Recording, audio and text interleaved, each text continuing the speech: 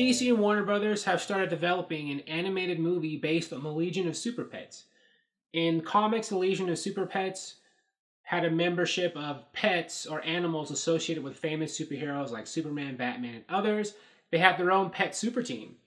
And now DC's taken that idea and they're developing an animated movie out of it, which is a wonderful idea given how much, pets and animals and all that kind of stuff work so well in animation. I mean, they have since like the beginning of animated films. And DC and Warner Brothers have such like a strong track record in animation anyway with movies and cartoon series that this is a match made in heaven, more or less.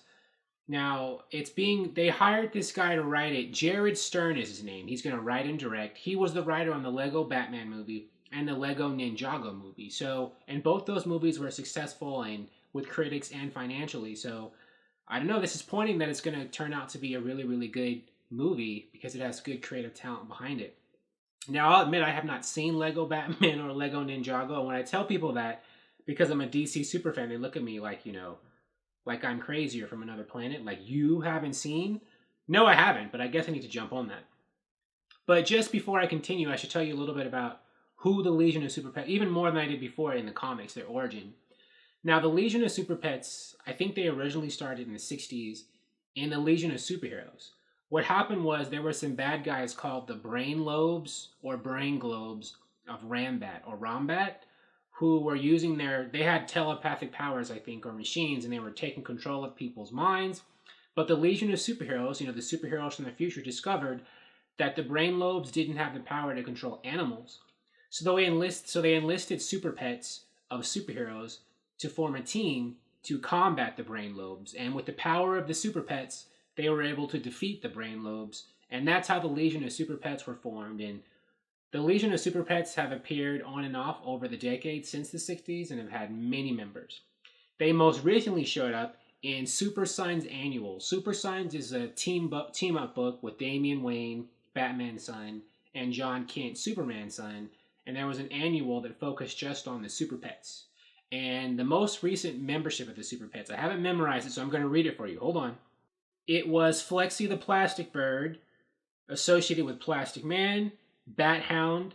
The most recent version of Bat Hound is Titus, who is Damian Wayne's pet, although in the old days there was a character called Ace the Bat Hound, which is different.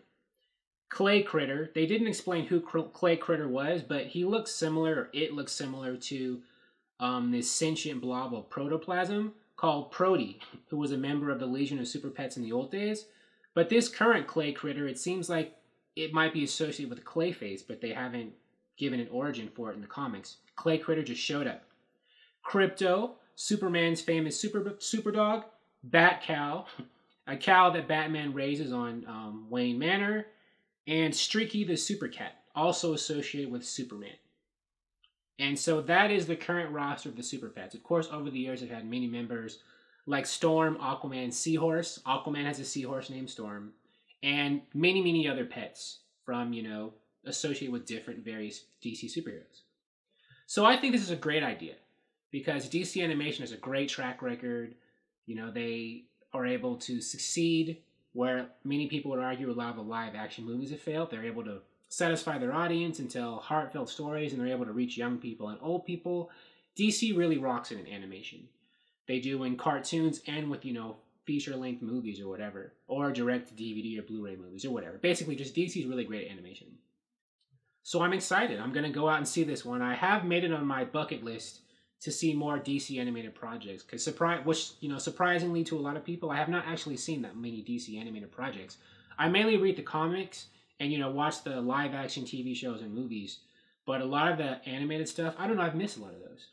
So I got to get on that. Thank you for watching. If you like this video, please like it on YouTube and subscribe to the channel because I appreciate your viewership, and I'll talk to you soon. Bye.